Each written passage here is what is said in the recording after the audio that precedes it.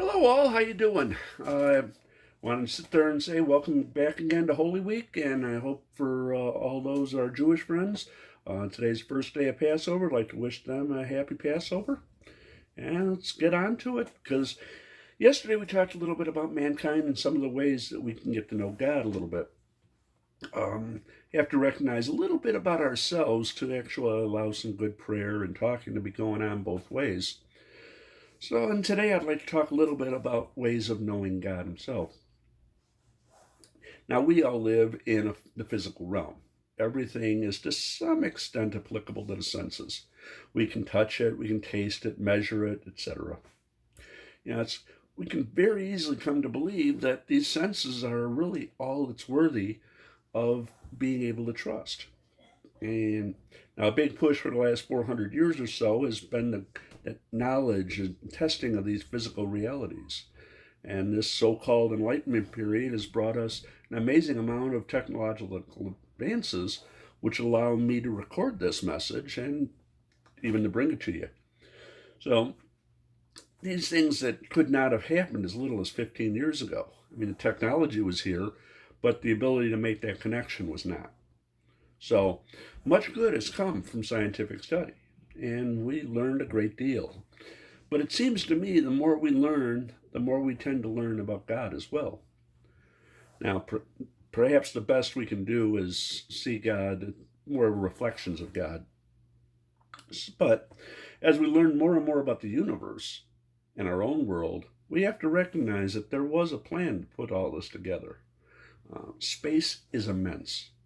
We can talk in somewhat esoteric terms when it comes to space. I mean, one galaxy is 375,000 light years away from the other galaxy.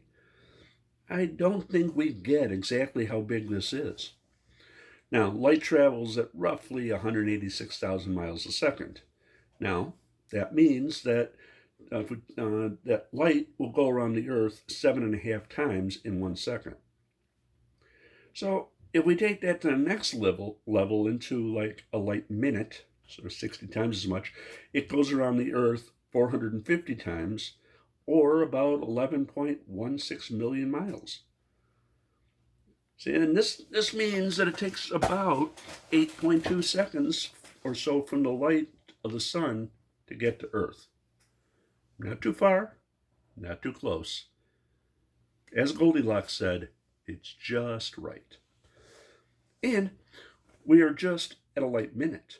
Imagine the numbers when we're talking about light hours, light days, eventually light years. A light year is 5.88 trillion miles. The numbers are completely mind-boggling. And all of this is set up in perfect system of gravitational pull, which means that everything is falling into everything else, and in general is constantly changing, but staying in place. Those rules of physics are fantastic. Kind of helps keep our feet on the ground, so to speak.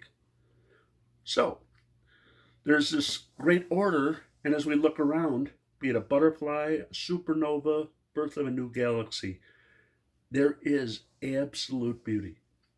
We can recognize just how beautiful it is.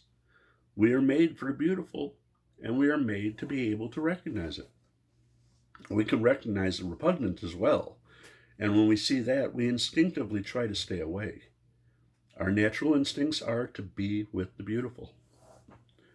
Now, getting back to the individual, each and every one of us has our distinct patterns of likes and dislikes. But every individual stay with what they like and repel from what they dislike. Through these likes we can find God. He is the creator of all, and through whatever process He choose to use, we human beings are on this earth, seeing the good and being repelled from the bad. God looks down and sees it as all good. We read that in Genesis. From our own human point of view, we have an openness to beauty and truth. And if you heard yesterday's talk, we still have that longing for God. If we turn to Romans 1, verse 20, and as usual, I use the NAB translation, ever since the creation of the world, His invisible attributes of eternal power and divinity have been able to be understood and perceived in what He's made.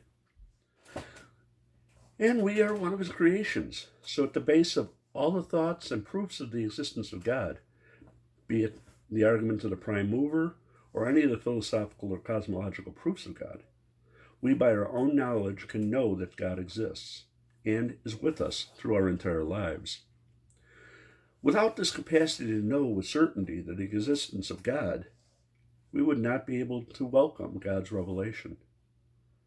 But that starts us down the path of knowing God through and according to church. And that's a discussion for another day, perhaps tomorrow. So I pray that you're all having a marvelous Holy Week, wonderful Passover. Continue praying for those suffering through this crisis and for all those working hard to help. And for now, I'm praying for you. Please pray for me as well. Be good, play nice, thank God.